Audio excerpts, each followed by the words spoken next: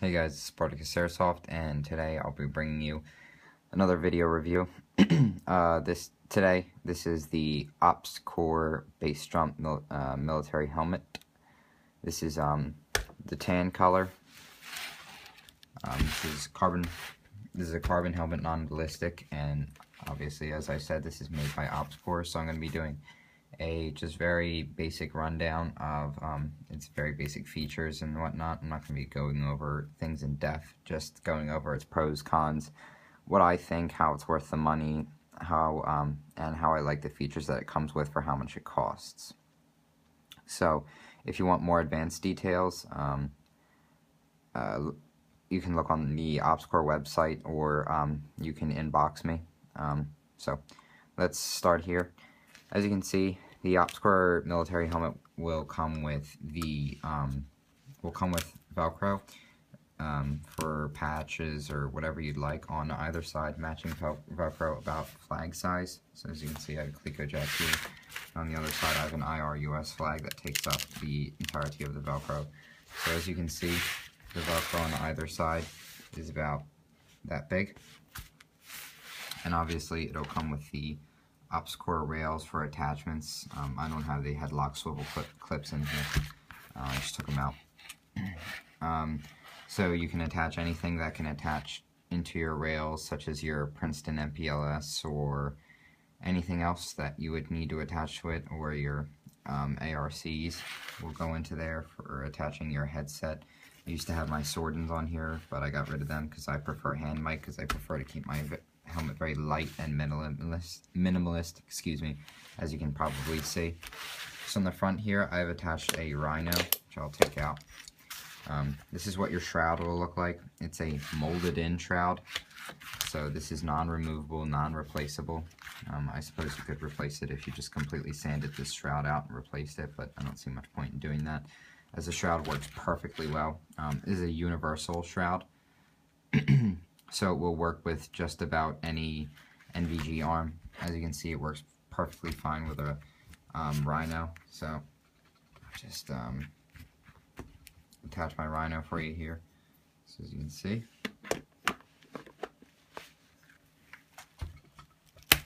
goes in, snaps in nice and tight and secure around the Rhino. So the shroud holds everything perfectly well and supports even heavy-duty night vision sets and heavy-duty arms perfectly well, since it's just so well in there, and it's molded in, so you never have to worry about screws coming loose or anything of the like, which is actually a really nice feature, because on my MICH 2000, I had to constantly tighten the screws to support my nods. So after each game, I would just have to constantly support the screws. But then again, that could have just been the defect of the helmet. But still, it is nice not having to ever worry about tightening screws or anything of the like. So you also come with your bungee attachments to retain your NVGs. Moving on to the back, it has a Velcro panel, as you can see, that runs from side to side. I have a Velti counter ballast on here, so that's good. So moving on to the inside, you have your OpsCore OCC dial. My helmet is size medium large, by the way, so this is your OCC dial. So clockwise will tighten your helmet, will tighten the OCC dial around your head, and then counterclockwise will release it or loosen it. I really like the OpsCore OCC dial. It's one of my favorite things about their helmets, and they just make it's just a really very useful feature of the helmet. As you can see, when I tighten it, the whole assembly tightens right around your head from here, from the sides and the rear. I think it's really comfortable, and I think it works really well. So more about the inside. Oh, here we go. So there's the OpsCore tag. You should see that on the inside when you receive yours. And these are the standard padding that'll come with it. I've kept the standard padding in. The standard padding is actually really nice. It almost has a feel like memory foam. and it has the standard padding on the side, which is harder since your head won't be directly touching this padding. And it comes with the OpsCore H-Nape as well, obviously, and your headlock clips and headlock movers, which is actually really nice because once this is on your head, it's incredibly easy to adjust. These just move really up and down just very, very easily. So once you clip this, you just put your finger in here and you just move it down. The same goes from the front, and you can move them up or down very easily. So it's one of the easiest adjusting systems I've ever used.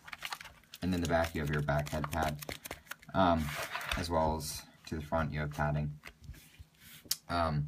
It does come with different size padding as well, so that if your head is larger, more towards the large side, it'll accommodate that. It'll come with different size padding for the sides as well, and a whole guide on how to adjust it in the box.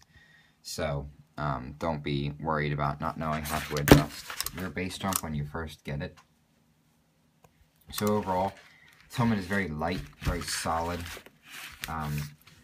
For $220 around, I believe I'd have to say it's worth the price.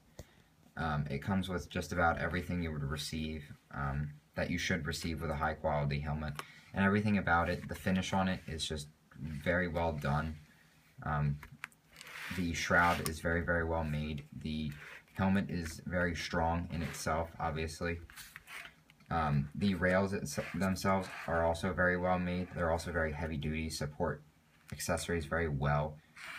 These screws are nice heavy duty metal screws, not polymer or plastic crap screws. The bungees are nice as well. They're high quality and they hook into the shroud very well. The Velcro panels are also done and made up to a high standard. It's mil-spec Velcro, so you're not going to get crappy Velcro that's going to fray on you quickly or anything of the like, and it attaches patches very, very nicely. As well as the back panel, it supports my counterballast extremely well. The H-Nape and the OCC dial are excellent in my opinion. A lot of people don't like them, but I really enjoy the OCC dial. I think it's an excellent addition to the helmet, and it's very innovative. I enjoy this a lot. The H-Nape itself is extremely comfortable with the leather padding in the chin strap. It's very very nice. It doesn't chafe your chin like some other helmets will with the replicated leather. And also the headlock adjusting clips are the best adjustment system as far as a helmet goes, as far as I'm concerned, for tightening on the fly. If you're using comms or not, you can adjust them very, very quickly. And it has this spacer in between here, so you can run a headband with your comms as well. And the padding is just excellent. I think the padding is ultra comfortable. This is most likely, I definitely think this is the most comfortable helmet I have ever worn. Excuse my finger there. So overall, I really, really enjoy this product, and I definitely think it's worth the money that you'll be paying for it. Although, obviously, as a con, it doesn't have the ballistic capability of an MACH 2000, which you could get from anywhere for $100 to $150, depending on the condition. Obviously, this doesn't have that capability, but it still will give your head a nice level of protection against bumps and everything, and it's a lightweight alternative to a ballistic helmet while still retaining American-made quality and a real robust helmet.